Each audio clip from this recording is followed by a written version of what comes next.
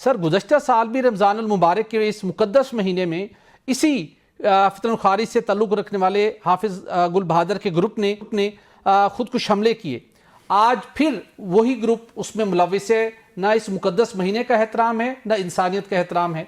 और अफ़गानिस्तान को जो पाकिस्तान ने हमेशा बड़ा वाज़ेह पैगाम दिया कि आप इन ग्रुप्स का, दहशतगर्द ग्रुप्स का इंतखाब करें या पाकिस्तान का इंतखाब करें, लेकिन वहाँ से कोई जवाब नहीं आया। तो पाकिस्तान किन ऑप्शंस पर मुमकिन तौर पर अब गौर कर रहा है ऐसे अनासिर और ऐसी कार्रवाइयों का खात्मा करने के लिए?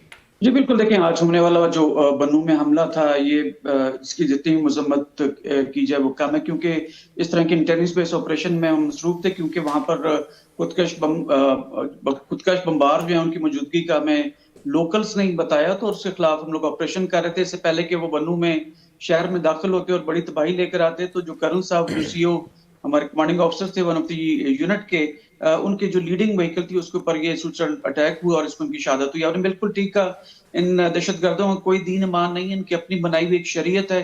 और मैं समझता हूँ कि जिसको इस्लाम में खास करके रोजों का अगर कोई उसको अगर नहीं है, ख्याल नहीं है, तो फिर आप उनसे कुछ भी एक्सपेक्ट कर सकते हैं। तो लिहाजा हम भी उसी तरह से रमजान में भी ऑपरेशन हम कर रहे हैं। और इस आपने बिल्कुल ठीक कहा, लास्ट ईयर मार्च में भी वहां बन्नू में हमला हुआ था और गुल बहादुर ग्रुप उसमें शामिल था। और उसके बाद अक्टूबर के अंदर भी, सितंबर के अंदर जो हमारी एफसी है उसके ऊपर हमला हुआ था, जिसमें एक मेजर साहब मेजर अदनान शहीद हुए थे।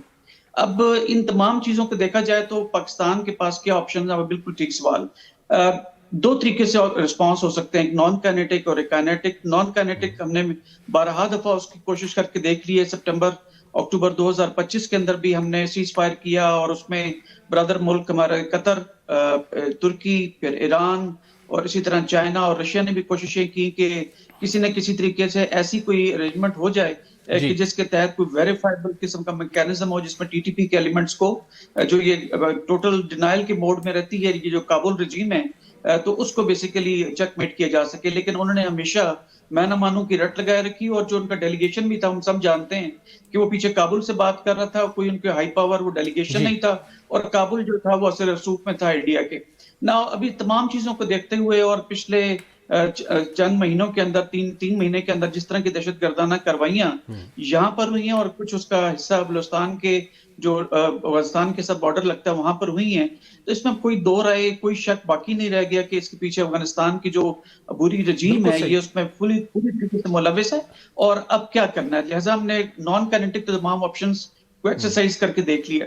अब जब इस तरह से वो कहते हैं ना कि घी अगर सीधी उंगली से नहीं निकलता तो फिर टेढ़ी करनी पड़ती है। तो बदकिस्मती से हमें फिर हॉट परसूट ऑपरेशन, जो आर्टिकल 51 यूएन चार्टर जो है वो भी हमें इख्तियार देता है कि हम अपनी सालमियत और मुख्तारी के लिए इस तरह के एक्शन ले सकते हैं। फिर हमारे पास काइनेटिक ऑप्शंस के अलावा कोई ऑप्शन बाकी नहीं रहेगा। लेकिन उसके पीछे उसके जो असर होंगे, असरात जो होंगे, फिर वो दूरस्थ होंगे और जो नेगेटिव भी हो सकते हैं और पॉजिटिव भी हो सकते हैं।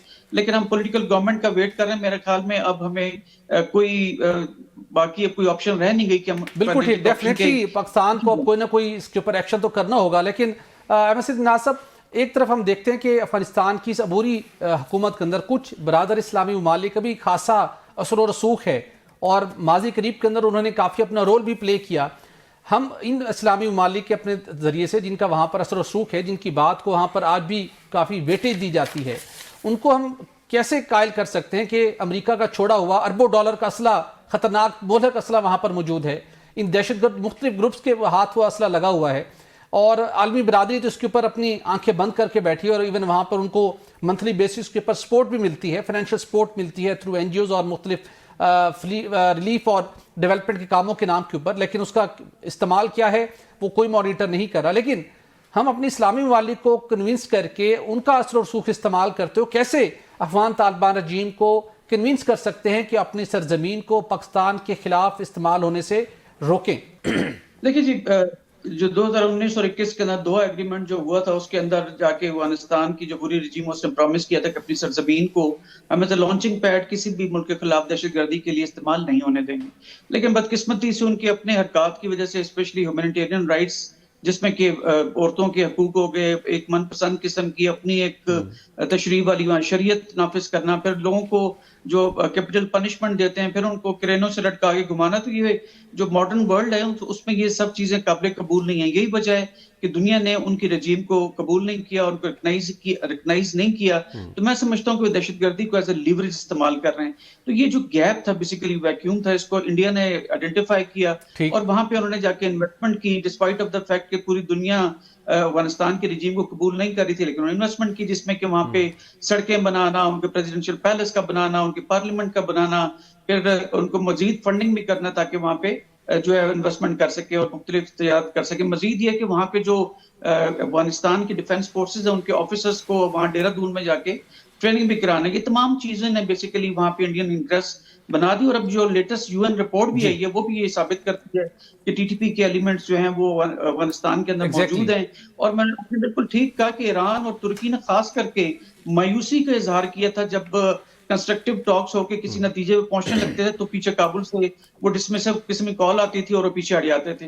तो लिहाजा इन तीनों ममालिक, इसमें सऊदीया भी शामिल है, हम एक दोबारा से प्रेशर जरूर बिल्ड कर सकते हैं जो चीज स्टार्ट कराई गई थी, लेकिन मेरे ख्याल में अब हमें काइनेटिक ऑप्शन के पीछे जाना पड़ेगा। लेकिन उसके फिर इस तरह से है कि अफगानिस्तान ऑफ कोर्स हम जानते हैं कि 1979 से गुरिल्ला वॉरफेयर के अंदर है, तो फिर गुरिल्ला वॉरफेयर हमारी एक्सटेंड करेगी हमारे फाटा। जो यूएन रिपोर्ट आई उसके अंदर भी बड़े आई ओपनिंग सिचुएशन थी और बड़ी होशरुबा इंकशाफात किए गए थे और इवन आलमी इदारों के हवाले से भी उनके ऊपर बड़े सवालात उठे थे। तो उस रिपोर्ट के बाद खामोशी है कि हम तवक्को कर सकते हैं कि आने वाले दिनों में उस रिपोर्ट की रोशनी में अमेरिका समेत कोई आलमी बिरादरी एटलीस्ट इस रजीम को प्रेशराइज कर सकते हैं, यहाँ पर इस रजीम की तब्दीली का कोई बाइस बन सकते हैं कि वहाँ पर अफगान अवाम की मुंतखब हुकूमत आए जो किसी को जवाब दे भी हो और जो वहां पे सूरत हाल को बेहतर कर सके। देखिए, अफगानिस्तान के अंदर जो रजीम है बेसिकली वो सिर्फ काबुल की हद तक या फॉर दैट मैटर कंदहार या एक दो सूबों और के अंदर है। बाकी तो डिफरेंट वॉरलॉर्ड्स हैं जो पूरे अफगानिस्तान को कंट्रोल कर रहे हैं। तो इस वक्त अफगानिस्तान एक सैंक्शन कंट्री है और उनको ऊपर अगर सैंक्शंस लगाते भी हैं तो ऐसा कोई बहुत अच्छा उनके ऊपर नहीं पड़ने जा रहा। लिहाजा